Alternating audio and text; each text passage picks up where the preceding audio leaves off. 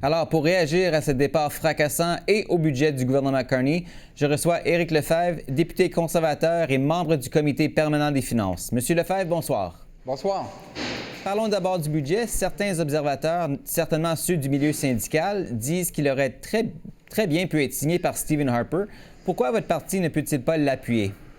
Bien, écoutez, on parle d'un déficit de 78 milliards de dollars. Le dernier déficit qui avait été annoncé par M. Carney est aux alentours de mémoire de 48 milliards. On a augmenté de 80 le déficit de ce qui avait été annoncé. Ce n'est pas un budget conservateur. Le déficit est beaucoup trop grand par rapport à ce qu'on peut accepter. Votre chef a affirmé que ce budget n'en fait pas assez pour répondre particulièrement aux préoccupations immédiates des Canadiens, notamment en ce qui a trait au coût de la vie. Quels amendements pensez-vous vous allez suggérer et est-ce que ce seront des amendements que le gouvernement pourrait adopter? Bien, écoutez, au niveau des amendements, vous comprendrez que je ne vous donnerai pas les amendements qu'on va faire présentement, mais oui, assurément, c'est en lien direct avec les coûts de la vie. Présentement, dans le budget actuel, il n'y a rien qui va permettre de remettre de l'argent dans les poches des contribuables. Il n'y a rien qui va permettre aux gens de payer moins à l'épicerie et c'est ce qu'on veut mettre dans les amendements qu'on va proposer. Et on souhaite que le gouvernement appuie nos différents amendements pour qu'on puisse continuer à travailler pour les Canadiens et Canadiennes. Voyez-vous quand même des mesures dans ce budget qui, normalement, pourraient recevoir l'appui de votre parti? Bien, écoutez, on parle d'investissements du côté de l'armée, qui sont des investissements qui sont importants. On a des investissements au niveau des logements, mais quand je vois des investissements au niveau des logements, on crée une nouvelle structure avec Maison Canada. Et quand on divise le nombre de portes que les libéraux nous proposent avec le budget proposé, ça revient à 2,3 millions la porte. Je peux vous dire que dans Richmond-Arthabasca, je vais avoir plusieurs entrepreneurs qui seraient prêts à venir travailler ici pour le gouvernement canadien. Donc, encore une fois, on ajoute des structures, on ajoute des membres de l'État. Alors, plus de dépenses, c'est un budget qui ne peut pas fonctionner pour le gouvernement conservateur, pour le Parti conservateur, pardon. Êtes-vous au courant de discussions en cours entre votre parti et le gouvernement pour soit modifier ce budget en vue de l'adopter d'une manière ou d'une autre? Bien, c'est-à-dire, on va présenter nos amendements. Les discussions vont avoir lieu à ce moment-là, lorsque les amendements vont être présentés. Très bien. Le dépôt du budget hier, évidemment, a presque été éclipsé par le départ de M. D'Entremont, qui rejoint les rangs des libéraux. Votre réaction à son départ? Bien, écoutez, je ne vous cacherai pas que c'était une surprise. On a eu sa lettre de démission hier. M. D'Entremont était très déçu de ne pas avoir été nommé vice-président de la Chambre lorsqu'il y a eu un vote à l'intérieur même de notre parti comme membre du caucus conservateur. Alors, je savais que sa déception était grande et M. D'Entremont a fait ses choix et ce sera à lui de répondre aux questions. M. D'Entremont, c'est quand même un conservateur de longue date, 10 ans comme député progressiste conservateur en Nouvelle-Écosse, 6 ans comme député conservateur à Ottawa.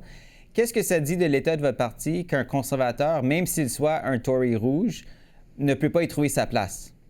Ah, écoutez, ça ne dit rien à propos de l'état du parti. Je peux vous dire que ce matin, au caucus conservateur, le caucus conservateur est uni plus que jamais et on a le goût de travailler pour les Canadiens et les Canadiennes avec les valeurs conservatrices qu'on va continuer à défendre. Et je peux vous dire qu'on est très solidaires derrière notre chef, Pierre Poilievre. Justement là-dessus, j'aimerais vous entendre parce que M. D'Entremont a critiqué ouvertement le style de leadership de M. Poilievre. Il dit que son approche, il l'a qualifiée de trop négative. Au fond, est-ce que c'est peut-être un autre signe que M. Poilievre a du mal à rallier les conservateurs d'un bout du pays à l'autre? Bien, écoutez, lors de la dernière élection, on a eu un nombre record de votes à l'intérieur du pays. Et on a eu 40 quelques % au niveau du résultat. C'est un des meilleurs résultats qu'on n'a jamais eu. Donc, on va continuer à travailler, continuer à augmenter le nombre de conservateurs qui vont se rallier à nous pour être du côté du gouvernement lors de la prochaine élection. Ça fait quand même des semaines qu'on entend dire que certains députés de votre parti songeraient à passer du côté libéral. Est-ce que le caucus québécois est totalement uni derrière M. Poilievre?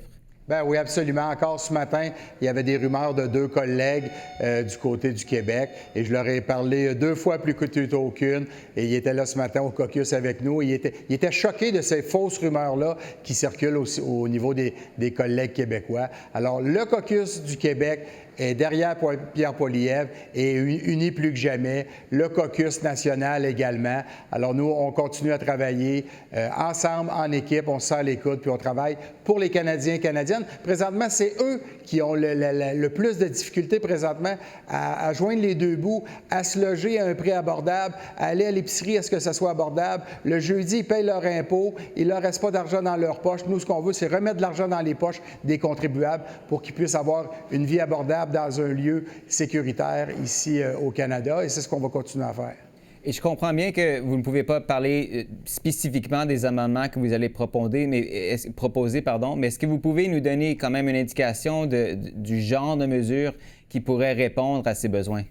Bien, ça va être des mesures qui sont en lien directement avec les poches des Canadiens et Canadiennes, principalement en lien, par exemple, je vous dis, avec le coût de l'épicerie. De quelle manière on peut réussir à diminuer les différentes taxes qui vont permettre aux gens d'avoir un prix plus abordable à l'épicerie. Ce sont le type d'amendements qu'on pourrait mettre en place. Mais comme je vous dis, ça reste à voir lesquels on va mettre en place pour la présentation du budget. Évidemment, on sait que M. Poilievre devra faire face à un examen de son leadership au mois de janvier. Quel impact est-ce que vous pensez que le départ de M. d'Entremont pourrait avoir sur cet examen? Bien, écoutez, le cas de M. d'Entremont est un cas isolé. Je vous l'ai dit, M. d'Entremont a vécu très difficilement la perte de son poste de vice-président à la Chambre, à l'intérieur même de notre caucus. Alors, pour moi, c'est un cas isolé. Je l'ai vu ce matin encore au caucus national, comme je vous dis. On est un caucus uni plus que jamais. Le caucus du Québec est uni. Alors, on va continuer ensemble et je suis vraiment pas inquiet pour le résultat au niveau du leadership de mon chef Pierre Poilievre. Éric Lefebvre, merci encore une fois d'avoir été avec nous. Merci, au plaisir.